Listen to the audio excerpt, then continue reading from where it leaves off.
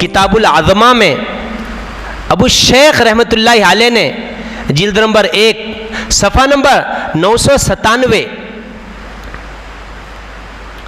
اور الدر المنصور میں علامہ سیوطی علیہ الرحمہ نے جلد نمبر 2 صفحہ نمبر 272 پر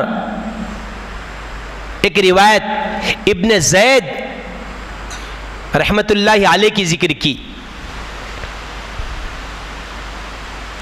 کہ جس وقت نمرود نے حضرت ابراہیم خلیل اللہ علیہ السلام کو آتش میں ڈالا، طرح طرح سے تکلیفیں دی، یہاں تک کہ جلا وطن کرنے پر مجبور کیا۔ حضرت ابراہیم خلیل اللہ تھے، اللہ کے دوست تھے، اللہ نے انہیں خلت عطا کی تھی۔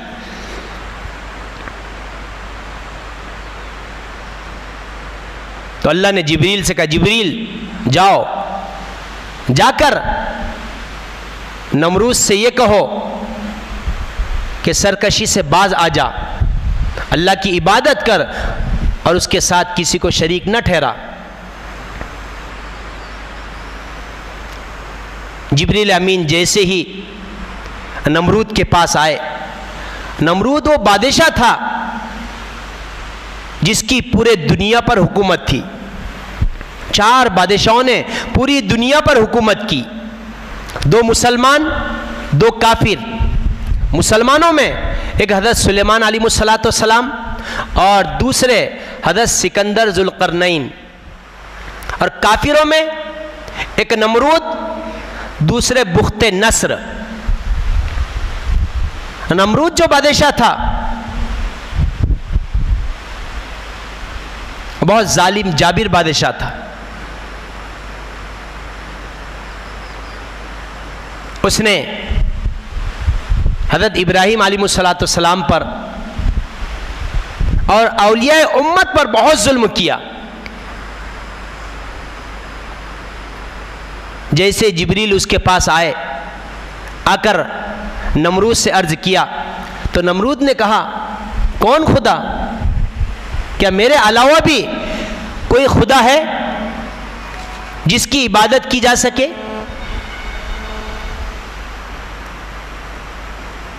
تو حضرت جبریل نے کہا، ہاں، وہ پروردگار جو زمین و آسمان کا رب ہے۔ اس نے کہا، اگر میرے علاوہ کوئی خدا ہے تو میں اس سے مقابلہ کرنا چاہتا ہوں۔ اب جیسے ہی نمرود نے اللہ تبارک و تعالیٰ کو مقابلے کی دعوت دی تو جبریل نے کہا، اے نمرود، تو اپنا لشکر لے کر آ، اللہ اپنا لشکر بھیجیں گا۔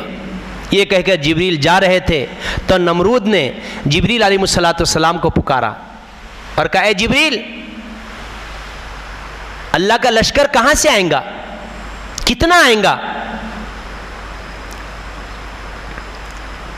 تو حضرت جبریل علیہ السلام نے کہا، وَمَا يَعْلَمُ جُنُودَ رَبِّكَ إِلَّا هُوَ، کہ اللہ کے لشکر کو اللہ ہی جانتا ہے وہ کہاں سے آئیں گا، تو اپنا لشکر تیار کر۔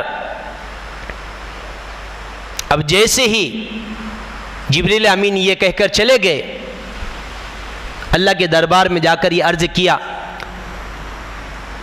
تو اللہ تبارک و تعالیٰ نے چوتھے آسمان کے فرشتے کو حکم دیا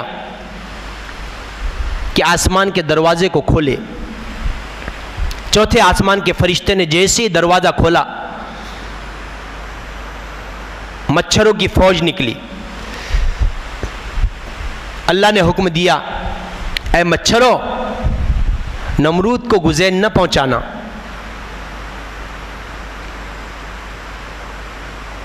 اس کے لشکری اور جتنے سواری ہیں ان کو ختم کر دینا۔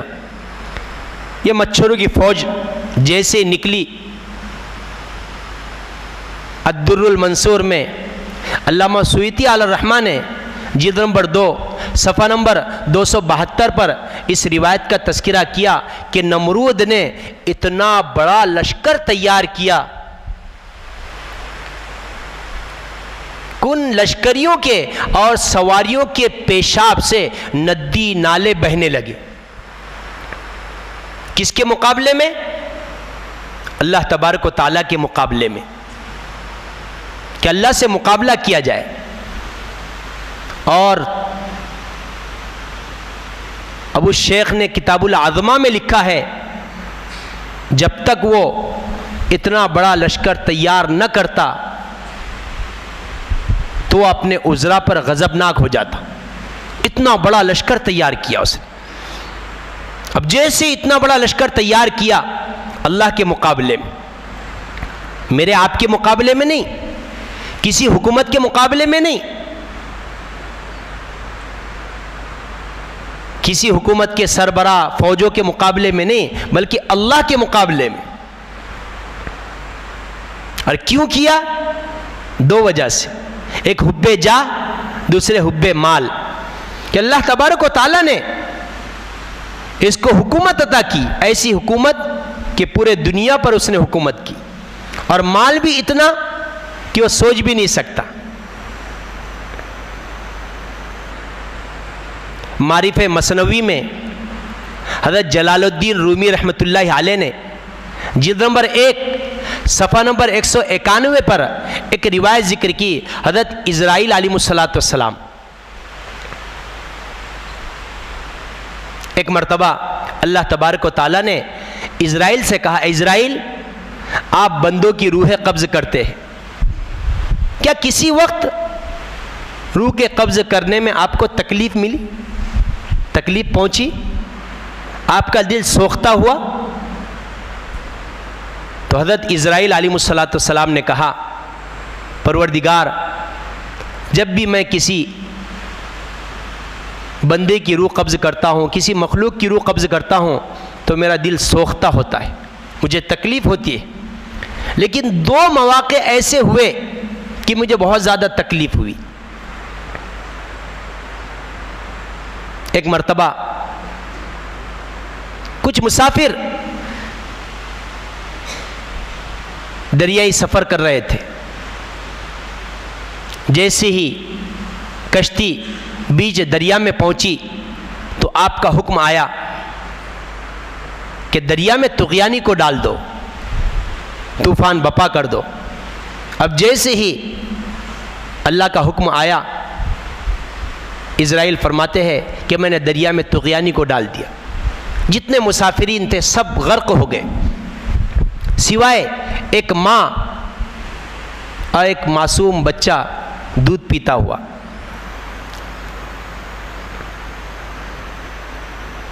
وہ ایک تختے پر سوار، جیسے وہ تختہ دریا میں چل رہا ہے، بیچ دریا میں پہنچا تو آپ کا حکم آیا کہ اس بچے کے ماں کی روح قبض کر لو۔ پروردگار، جیسے آپ کا حکم آیا، نیست کسرا زہرے چوں چرا ہست سلطانی مسلم مرادرا، کہ آپ کے حکم کی کوئی سرتابی کر سکتا ہے؟ اور فرشتے وہ ہے لا یعصون اللہ ما امرہم ویفعلون ما یؤمرون، اللہ کی ذرہ برابر نافرمانی نہیں کرتے۔ اور یہ اولو العزم ملائک میں سے ہے، بڑے فرشتوں میں سے ہے، 4 فرشتے بہت بڑے بڑے ہیں۔ ایک حضرت جبریل علیہ السلام جو احکامات خداوندی انبیاء اور رسل پر اتارا کرتے تھے۔ دوسرے حضرت اسرافیل علیہ السلام، یہ وہ فرشتے ہیں الحبا۔ ایک روایت ذکر کی کہ اسرافیل علیہ السلام کے پیر 7 زمین کے نیچے ہے، سر اللہ کے عرش کو ٹکا ہوا ہے، اور یہ وہ فرشتے ہیں وَيَحْمِلُ عَرْشَ رَبِّكَ فَوْقَهُمْ يَوْمَئِذٍ ثَمَانِيَةٌ، اللہ کے عرش کو 8 فرشتے اٹھائے ہوئے ہیں۔ ان 8 فرشتوں میں اسرافیل علیہ السلام وہ فرشتے ہیں جو اللہ کے عرش کا پایہ اٹھائے ہوئے ہیں۔ تمام ملائک میں سب سے زیادہ قرب اگر کسی فرشتے کو ہے تو اسرافیل علیہ السلام کو، اور اللہ کے ان کے درمیان 70,000 پردے نور کے ہیں۔ حضرت اسرافیل علیہ السلام کا ایک پیر آگے ہے، دوسرا پیر پیچھے ہے، منہ میں بغل ہے سور، اور کان اللہ کی طرف متوجہ ہے کہ متا یؤمر، اللہ کب سور پھونکنے کا حکم دیتا ہے۔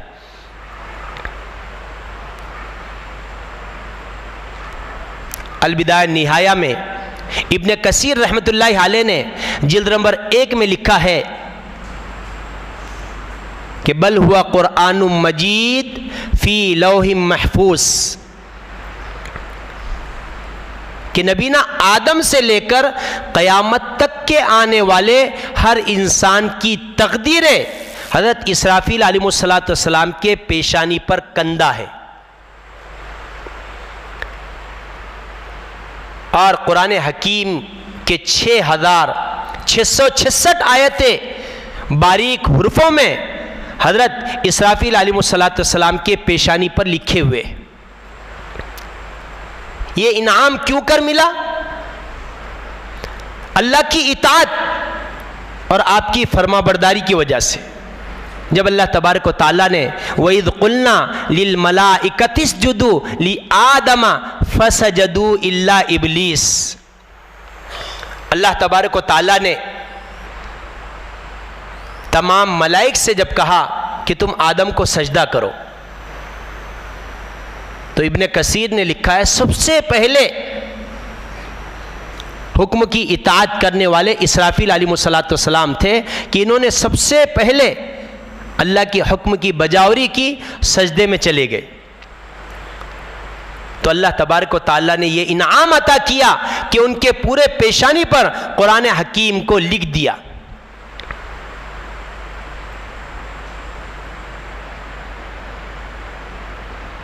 یہ دوسرے فرشتے ہیں۔ اور تیسرے فرشتے حضرت میکائیل علیہ السلام ہیں، جو روزی پر اور بارش پر معمور ہے۔ اور چوتھے فرشتے اسرائیل علیہ السلام، جن کا میں تذکرہ کر رہا تھا۔ تو میں عرض کر رہا تھا کہ اسرائیل نے کہا پروردگار جیسے آپ نے کہا اس ماں کی روح قبض کر لو، آپ کا حکم تھا، میں حکم کے خلاف کیسے کر سکتا؟ لیکن مجھے بہت زیادہ تکلیف ہوئی، میرا دل سوختہ ہوا، آپ کے حکم کی بجاوری کرتے ہوئے میں نے تو روح قبض کر لی۔ تو اللہ تبارک و تعالیٰ نے کہا اسرائیل اب اس بچے کا واقعہ سنو۔ میں نے ہوا کو حکم دیا کہ اس لکڑی کے ٹکڑے کو ساحل پر لا کر ڈال دے۔ ہوا نے جیسے اس کو ساحل پر لا کر ڈال دیا، میں نے آسمان سے کہا اس بچے کی نگرانی کرنا، سورج سے کہا کہ اپنے تمازت کو کم کرنا، مرغزاروں سے کہا اس کی نگہبانی کرنا، درختوں سے کہا اس کی نگرانی کرنا، اور بارش سے کہا کہ تھم تھم کر برسنا، زمین سے کہا اس کی دیکھ بھال کرنا۔ اور اس زمانے میں اس جنگل میں ایک شیرنی نے بچہ جنا، تو میں نے اس شیرنی کو حکم دیا کہ اس بچے کی پرورش کرنا، روزانہ آ کر اس بچے کو دودھ پلانا۔ وہ شیرنی روزانہ آتی، اس بچے کو دودھ پلاتی۔ اللہ تبارک و تعالیٰ نے اس بچے کی ایسی تربیت کی، ایسی دیکھ بھال کی، ایسی پرورش کی، جیسے ہی وہ بڑا ہوا، تناور ہوا، تو اللہ نے کہا اے اسرائیل میں نے فرشتوں سے کہا جاؤ اور جا کر اس کو حکومت کرنا سکھاؤ۔ فرشتوں نے آ کر اس کو حکومت کرنی سکھائی۔ اے اسرائیل جانتے ہو وہ بچہ کون بنا؟ کہا اسرائیل وہی بچہ میرے خلیل کا دشمن نمرود بنا، اسی نے میرے خلیل ابراہیم کو آتش میں ڈالا، طرح طرح سے تکلیفیں دی، جلاوطن کیا، جسے میں نے ایسے ناز و نخروں کے ساتھ، ناز و نعم کے ساتھ پالا، وہی بچہ جس پر آپ کو ترس آیا ہے وہ نمرود بنا۔ معرف مصنوی میں جلال الدین رومی رحمۃ اللہ علیہ نے جلد نمبر 1 صفحہ نمبر 191 پر اس روایت کا تذکرہ کیا. یہی نمرود اللہ کے مقابلے پر اتر آیا. اب جیسے ہی اللہ تبارک و تعالیٰ نے چوتھے آسمان کے فرشتے کو حکم دیا کہ دروازے کو کھولے، اس نے دروازہ کھولا، مچھروں کی فوج نکلی. جیسے ہی ان مچھروں کی فوج نے نمرودیوں پر حملہ کیا اور ان کے سواریوں پر ایسے کیا فَجَعَلَهُمْ كَعَصْفٍ مَأْكُولٍ، کھائے ہوئے بھوس کی طرح، كَأَنَّهُمْ أَعْجَازُ نَخْلٍ خَاوِيَةٍ، کھجور کا کھوکھلا تنا ہوتا ہے ایسے کر دیا کہ مچھر ان کے ناک سے پیچھے کے راستے سے نکل جاتے، ان کے منہ میں داخل ہوتے پیچھے کے راستے سے نکل جاتے. جیسے ہی نمرود نے دیکھا کہ میرے لشکریوں کا یہ حال ہوا ہے تو نمرود ہاپتا کاپتا وہاں سے بھاگا. جان کس کو پیاری نہیں ہوتی، اس نے جان بچائی اور بھاگنا شروع کیا. اللہ کا حکم آیا کہ نمرود کو ہاتھ بھی نہیں لگانا، تکلیف نہیں دینا، یہاں تک کہ نمرود بھاگتا ہوا اپنے محل میں پہنچا. جیسے ہی محل میں پہنچا، محل میں پہنچتے ہی اس کی بیویاں کچھ عذرا جو محل کی حفاظت پر معمور تھے، انہوں نے نمرود کو یہ دیکھا. نمرود کو جب دیکھا تو نمرود سے کہا بادشاہ سلامت، آپ کو کیا ہو گیا ہے، آپ اتنے مبہوت کیوں ہیں؟ تو نمرود نے بات ہی نہیں کی. سب حیران تھے، ششدر تھے. بادشاہ کی طرف مخاطب ہو کر کہا بادشاہ سلامت، آقا کیا بات ہے، آپ بولتے کیوں نہیں؟ جب ہوش ٹھکانے آئے، جان میں جان آئی، اسے محسوس ہوا کہ اب میں مامون ہوں، تو اس نے کہا میرے لشکریوں کے ساتھ ایسا معاملہ ہو گیا، تمام لشکری اور سواریاں تباہ ہو گئے سوائے میرے کہ میں خدا ہونے کی وجہ سے بچ گیا. پھر تکبر پر اترا. فلما نجاہم الی البر اذا ہم مشرکون. جب اللہ نجات دیتا ہے پھر آدمی شرک کرنے لگ جاتا. جب بیمار ہو جائے، پریشان ہو جائے، حالات کا شکار ہو جائے، کوئی بیماری لائق ہو جائے، فوراً اللہ یاد آتا ہے، آدمی اللہ اللہ کرتا ہے. اور اللہ جب صحت دے، عافیت دے، پھر انسان اللہ کی مخالفت پر اتر آتا ہے، شرک کرنے لگتا ہے، اللہ کی نافرمانی کرنے لگتا ہے. یہ انسان کی عادت ہے.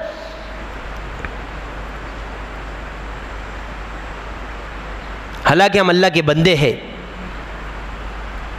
ہمیں چاہیے ہم اللہ کی حکم کی بجاوری کریں.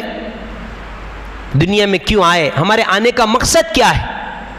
اللہ تبارک و تعالی 27واں پارہ سورہ زاریات دوسرا رکوع آیت نمبر 56 میں فرماتا ہے وَمَا خَلَقْتُ الْجِنَّ وَالْإِنسَ إِلَّا لِيَعْبُدُونَ. قال ابن عباس فی تفسیرہ إِلَّا لِيَعْبُدُونَ اے إِلَّا لِيَعْرِفُونَ. اللہ تبارک و تعالیٰ نے انسانوں اور جناتوں کو اپنی عبادت کے لیے پیدا کیا. ابن عباس نے اپنی تفسیر میں کہا اللہ نے ہمیں اپنی معرفت کے لیے، آپ علماء ہے، طلبہ ہے، میری آپ سے خصوصی گزارش ہے کہ اللہ نے آپ کو اپنی معرفت کے لیے، اپنے پہچان کے لیے پیدا کیا. آپ دنیا نہ کریں. دنیا تو مقدر کی ہے، جتنا تقدیر میں لکھا ہے وہ تو مل کر رہیں گا. دنیا کی کوئی طاقت آپ کی روزی کو، آپ کے رزق کو چھین نہیں سکتی. آپ علم حاصل کریں، آپ دنیا کے پیچھے نہ بھاگیں، دنیا آپ کے پیچھے بھاگیں گی.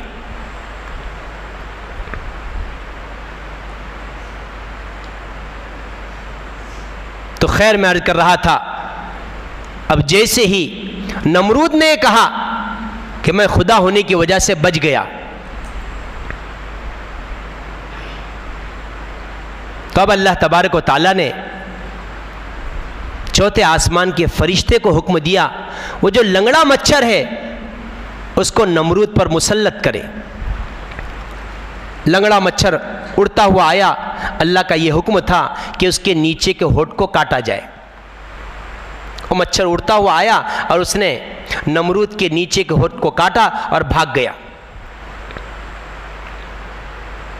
اب اسے تکلیف ہوئی، اس نے اپنے ہونٹ کو کھجانا شروع کیا۔ جیسے کھجایا، کھجانے کی وجہ سے اس کا ہونٹ پھول گیا۔ اسے اتنی تکلیف ہوئی کہ اس نے اسی وقت حکم دیا کہ ڈاکٹروں کو بلایا جائے۔ جیسے ہی اطباء آئے، آنے کے بعد انہوں نے نمرود کے ہونٹ کو دیکھا تو کہا بادشاہ سلامت، یہ مرض رحمانی ہے،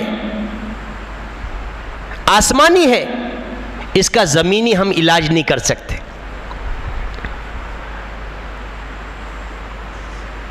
بعض امراض یہ اللہ کی طرف سے ہوتے ہیں، آدمی سوچ بھی نہیں سکتا، لیکن اللہ کی نافرمانی، سرکشی کرنے کی وجہ سے اللہ تبارک و تعالیٰ اس کی دنیا کو ایسی اجیرن کر دیتا ہے، اس کی زندگی کو ایسی اجیرن کر دیتا ہے کہ وہ سوچ بھی نہیں سکتا۔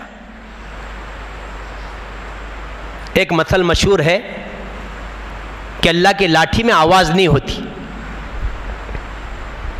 جب بھی قوموں نے نافرمانی کی، سرکشی کی، حکم عدولی کی، اللہ کی طرف سے ان پر عذاب آیا، اور عذاب بھی ایسا آیا آنے والی قوموں نے اس سے عبرت پکڑا۔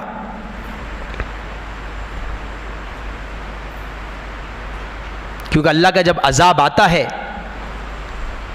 تو دنیا کی کوئی طاقت اس عذاب سے اس کو بچا نہیں سکتی۔ اب جیسے ہی اطباء نے کہا بادشاہ سلامت، یہ مرض زمینی نہیں ہے، یہ مرض آسمانی ہے، اور اس کا ہم زمینی علاج نہیں کر سکتے۔ تو نمرود نے کہا کیا کیا جائے؟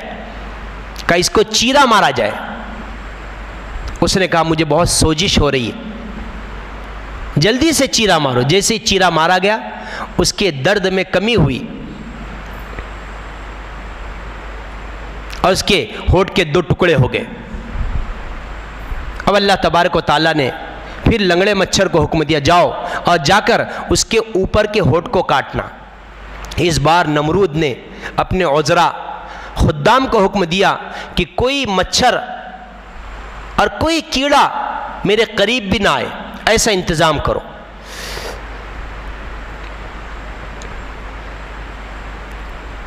ان عذرا نے، خدام نے ایسا انتظام کیا کہ کوئی چیز اس کے قریب بھی نہ آ سکے۔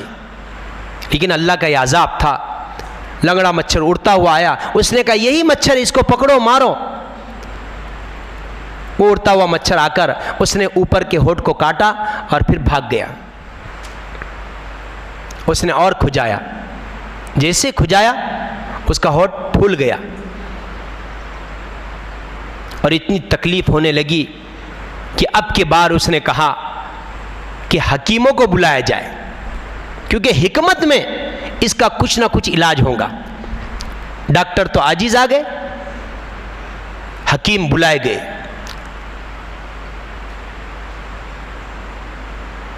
جیسے ہی حکیم پہنچے، انہوں نے مرض کو دیکھا، ہونٹ سوجا ہوا ہے، سوجش انتہا پر ہے، نمرود تڑپ رہا ہے۔ دیکھنے کے بعد کہا بادشاہ سلامت، یہ مرض خدائی مرض ہے، کوئی بندہ اس کا علاج نہیں کر سکتا، کہ کچھ تو علاج کرو، تمہارے حکمت میں کوئی تو دوا ہوں گی۔ اس نے کہا نہیں۔ کہ کیا کیا جائے سوائے اس کے کہ جس طرح نیچے کے ہونٹ کو چیرا مارا گیا، اسی طرح اوپر کے ہونٹ کو بھی چیرا مارا جائے۔ اب جیسے اوپر کے ہونٹ کو چیرا مارا گیا، اس کے چہرے کی 4 شیخ ہو گئی، 2 نیچے کے، 2 اوپر کے۔ پھر اللہ تبارک و تعالیٰ نے لنگڑے مچھر سے کہا جا اور جا کر اس کے ناک کو کاٹ اور فرار ہو جا۔ اب جیسے ہی اللہ کا حکم آیا، ہر مخلوق اللہ کے حکم کی تابعداری کرتی ہے۔ صرف انسان ہے کہ انسان اللہ کے حکم کی سرتابی کرتا ہے، نافرمانی کرتا ہے، مال کی وجہ سے، طاقت کی وجہ سے، عہدے کی وجہ سے، لیکن اس کو یہ نہیں معلوم یہ چیزیں وقتی ہے، فرضی ہے، ایک نہ ایک دن ختم ہونے والی ہے۔ مال ہمیشہ تھوڑی رہنے والا ہے۔ تجربہ اس بات کا شاہد ہے کہ 3 نسلوں تک مال کسی کے پاس باقی نہیں رہتا، الا ماشاءاللہ کہ اگر وہ مال کا حق ادا کرے تو اللہ تبارک و تعالیٰ اس مال کو ان کے گھرانے میں باقی رکھتا ہے، ورنہ مال منتقل ہو جاتا ہے۔ جب سرکار دو عالم صلی اللہ علیہ وسلم کی عمر 25 سال کی ہوئی تو اس وقت حضرت خدیجۃ الکبریٰ رضی اللہ تعالی عنہا، یہ مکۃ المکرمہ کی بلکہ عرب کی سب سے مالدار ترین عورت تھی، اس کی عمر 40 سال کی ہوئی۔ اس نے اللہ کے نبی صلی اللہ علیہ وسلم کی تعریف سنی، آپ صلی اللہ علیہ وسلم کے اخلاق کو پرکھا، آپ صلی اللہ علیہ وسلم کے معاملات کو اپنی آنکھوں سے دیکھا کہ ملک شام اللہ کے نبی صلی اللہ علیہ وسلم کو اپنا مال دے کر بھیجا، اس مال میں دگنا اضافہ ہوا۔ وہ اللہ کے نبی صلی اللہ علیہ وسلم سے متاثر ہوئی، نکاح کا پیغام بھیجا۔ آپ نے اپنے سرپرست ابو طالب سے مشورہ کیا، ابو طالب نے حامی بھر لی۔ جب رشتہ طے ہو گیا تو اب مشرکین مکہ آپس میں چیمی گویا کرنے لگے اور یہ کہنے لگے کہ محمد عربی صلی اللہ علیہ وسلم نے مال کے بنیاد پر نکاح کیا کہ اسے مال مل جائے۔ ابو طالب کو پتہ چلا، ابو طالب نے حرم پاک میں مکۃ المکرمہ کعبۃ اللہ کے سامنے جب سرکار دو عالم صلی اللہ علیہ وسلم کا نکاح پڑھایا تو اس وقت خطبے میں آپ نے ایسی پیاری پیاری نصیحتیں کی، اس میں سے ایک بات میں عرض کروں، آپ نے کہا المال ذل زائل وعاریۃ مسترضیۃ، مال ایک سایہ ہے جو ان قریب ڈھلنے والا ہے،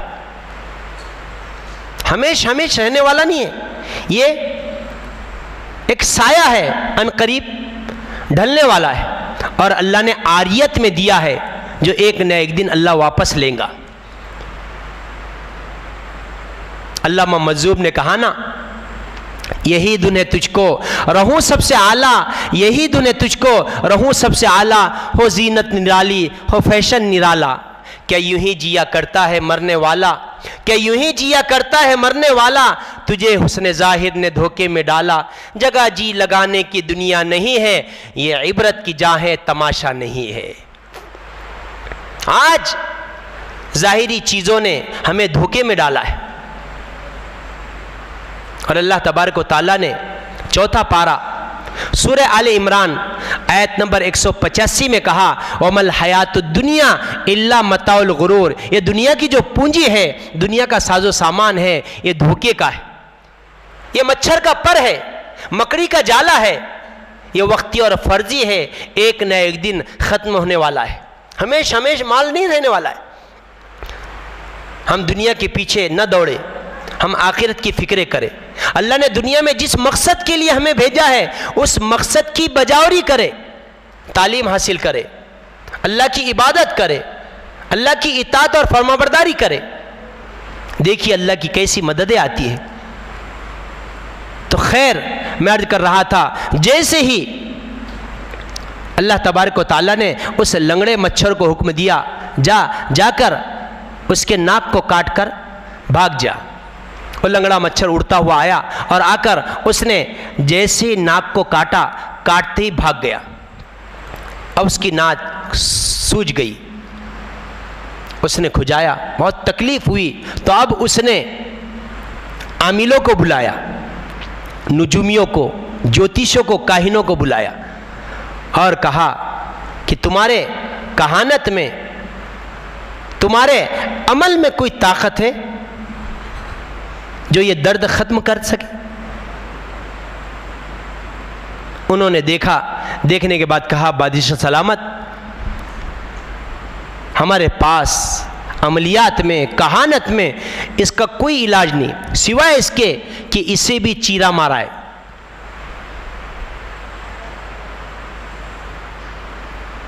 آدمی تھک تھکا کر جب کسی سے بن نہ پڑے، کسی سے علاج نہ ہو سکے تو آخر میں کیا کرتا ہے؟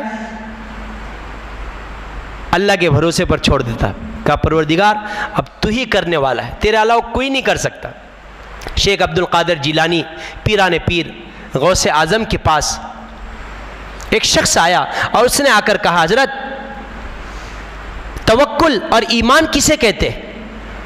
تو حضرت نے اس سے کہا جو چیز تم سب سے اخیر میں کرتے ہو وہ سب سے پہلے کرے، یہی اللہ کی ذات پر بھروسہ اور ایمان ہے۔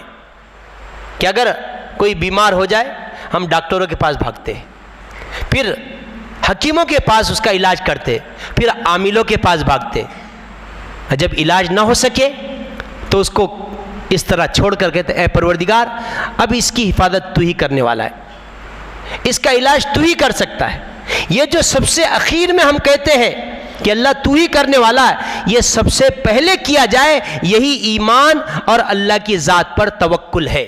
ہم کرتے اللہ پر سب سے اخیر میں بھروسہ کرتے، حالانکہ سب سے پہلے کرنا چاہیے۔ اللہ نے خود قرآن میں دوسرے پارے میں کہا وَاسْتَعِينُوا بِالصَّبْرِ وَالصَّلَاةِ۔ کسی نے کیا ایسے حالات آ جائے 2 رکعت صلاۃ الحاجت پڑھ کر اللہ کے حضور دعا کرے، اللہ سے مانگے، روئے، گڑ گڑائے، لیکن نہیں، ہم دنیا کرتے، دنیا کے پیچھے بھاگ رہے، دنیا کو سب کچھ سمجھ رہے۔ حالانکہ علامہ مجذوب نے کہا وہر غفلت یہ تیری ہستی نہیں، وہر غفلت یہ تیری ہستی نہیں، دیکھ جنت اس قدر سستی نہیں، دیکھ جنت اس قدر سستی نہیں، رہ گزر دنیا ہے یہ بستی نہیں، جائے عیش و عشرت و مستی نہیں، تو برائے بندگی ہے یاد رکھ، فرض تجھ پر بندگی ہے یاد رکھ، چند روزہ زندگی ہے یاد رکھ، ورنہ پھر شرمندگی ہے یاد رکھ، ایک دن مرنا ہے آخر موت ہے، کر لے جو کرنا ہے آخر موت ہے۔ ایک نہ ایک دن ہمیں دنیا چھوڑ کر جانا ہے، اللہ کے حضور حاضر ہونا ہے، اپنے کیے کا حساب دینا ہے۔ تو خیر میں آخر بات بیان کر کر اپنی بات کو ختم کر دوں۔ جیسے اس نے عاملوں کو نجومیوں کو بلایا، انہوں نے دیکھ کر کہا بادشاہ سلامت اس کا کوئی علاج نہیں ہے سوائے اس کے کہ اس کو بھی چیرا مارا جائے۔ بالآخر اس کو بھی چیرا مارا گیا۔ اب اس خدائی کے دعوے کرنے والے کے چہرے کے 6 حصے ہو گئے، نیچے کے ہونٹ کے 2، اوپر کے ہونٹ کے 2 اور ناک کے 2۔ اب اللہ تبارک و تعالیٰ نے لنگڑے مچھر کو حکم دیا اے لنگڑے مچھر جا اور جا کر اس کے ناک کے نتنوں سے دماغ میں پہنچ جا۔ یہ لنگڑا مچھر جیسے اڑتا ہوا آیا، نمرود نے چیخنا شروع کیا یہی تو مچھر ہے جس نے میری زندگی کو تباہ کیا، اس کو مارو۔ سب مارنے کے لیے دوڑے۔ اس وقت وہ مچھر نمرود کے ناک کے نتنوں میں داخل ہو کر اس کے دماغ تک پہنچ گیا۔ جیسے دماغ میں پہنچا اسے اتنی تکلیف ہوئی اور اس مچھر نے دماغ کو کریدنا شروع کیا اور تکلیف میں اضافہ ہو گیا۔ اس نے اپنے ہاتھ سے زور سے جیسے سر پر مارا، اس کی تکلیف میں کمی ہوئی۔ اس نے عذرا کو خدام کو بلایا کہ میرے سر پر مارو۔ اب عذرا نے سر پر مارنا شروع کیا، مارتے مارتے عذرا کے خدام کے ہاتھ شل ہو گئے۔ انہوں نے کہا بادشاہ سلامت ہمارے ہاتھ بیکار ہو رہے۔ تو نمرود نے کہا اپنے جوتوں سے مجھے مارو۔ عذرا نے خدام نے جوتے نکالے اور اس کے سر پر پیٹنا شروع کیا۔ الدر المنصور میں علامہ سیوطی علیہ الرحمہ نے جلد نمبر 2 صفحہ نمبر 272 پر اس روایت کا تذکرہ کیا۔ کتاب العظمہ میں ابو شیخ رحمۃ اللہ علیہ نے جلد نمبر 1 صفحہ نمبر 997 پر اس روایت کی توثیق کی۔ جیسے ہی عزرا نے جوتا مارنا شروع کیا اور جو جتنے زور سے نمرود کے سر پر جوتا مارتا اس کی تکلیف میں کمی ہوتی، تو وہ اس وزیر کو شاباشی دیتا کہ آپ نے بہت اچھا کیا، اور زور سے مارو، اور زور سے مارا جانے لگا، یہاں تک کہ ابو شیخ نے، علامہ سیوطی نے لکھا ہے 400 سال تک اللہ تبارک و تعالیٰ نے ان عزرا اور خدام کے ذریعے سے نمرود کو پٹوایا۔ روزانہ اس کے سر پر جوتے پڑتے 400 سال تک، اور اس سے قبل 400 سال تک اس نے انبیاء، صلح امت، اولیاء امت کو تکلیفیں دی، ستایا۔ 400 سال کے بدلے میں 400 سال تک اللہ تبارک و تعالیٰ نے دنیا ہی میں اس کو سزا دی، اور اللہ نے بتلا دیا کذالک العذاب، یہ تو دنیا کا عذاب ہے کہ 400 کے بدلے میں 400 سال تک اللہ نے پٹوایا۔ اب جوتے کھاتے کھاتے مثل چوہے کے ہو گیا، ایسا پھول گیا، اور پھولتے ہی اللہ تبارک و تعالیٰ نے اس کو بھسٹ کر دیا۔ جیسے وہ پھٹا اور ختم ہو گیا تو اللہ تبارک و تعالیٰ نے دنیا کو یہ بتلا دیا کذالک العذاب، یہ دنیا کا عذاب ہے، والعذاب الآخرۃ اکبر، ابھی آخرت کا عذاب باقی ہے۔ اللہ نے دنیا میں سزا دے دی اور آخرت کی سزا ابھی باقی ہے۔ اس لیے مال پر ہمیں فرحہ اور نازہ ہونے کی ضرورت نہیں ہے، ہم مال پر نہ اترائے۔ کتنے ایسے دنیا میں مالدار آئے، کتنے ایسے بڑے بڑے تجار آئے، عزرا آئے، عمرہ آئے، بادشاہ گزرے، لیکن اللہ تبارک و تعالیٰ نے انہیں دنیا میں بتلا دیا یہ چیز ہمیش ہمیش رہنے والی نہیں۔ یہ وقت ہے ہم اپنے زندگیوں میں تقوی کو، طہارت کو لائے۔ ترمذی شریف کی حدیث ہے حاسبو قبل ان تحاسبو، وہ حساب کا دن آنے سے پہلے ہم اپنا محاسبہ کریں۔ اللہ نے دنیا میں کیوں بھیجا؟ موتو قبل ان تموتو، وہ موت آنے سے پہلے آج ہم اپنا محاسبہ کر لیں۔ ترمذی شریف کی حدیث ہے اللہ کے نبی نے کہا الکیس من دان نفسہ وعمل لما بعد الموت، کہ عقل مند شخص وہ ہے جو اپنے نفس کا محاسبہ کرے اور موت کے بعد والی زندگی کے لیے اعمال کرے۔ دنیا ہمیش ہمیش رہنے والی نہیں ہے۔ وَمَا الْحَيَاةُ الدُّنْيَا إِلَّا مَتَاعُ الْغُرُورِ، یہ دنیا کی جو پونجی ہے، ساز و سامان ہے، یہ دھوکے کا سامان، ایک نہ ایک دن ختم ہونے والا ہے۔ تو یہ وقت ہے ہم اپنے زندگیوں میں تقوی طہارت کو لائے، اللہ کی اطاعت اور فرما برداری کرے، اللہ کو راضی کرنے کی فکر کرے، تو یقیناً اللہ تبارک و تعالیٰ ہمیں دنیا آخرت میں کامیاب کرے گا۔ اللہ سے دعا ہے اللہ عمل کی توفیق عطا فرمائے، کہنے والا بھی عمل کا محتاج، سننے والے بھی عمل کے محتاج۔ اللہ سے دعا ہے اللہ ہم تمام کو عمل کی توفیق عطا فرمائے۔ وما علینا الا البلاغ۔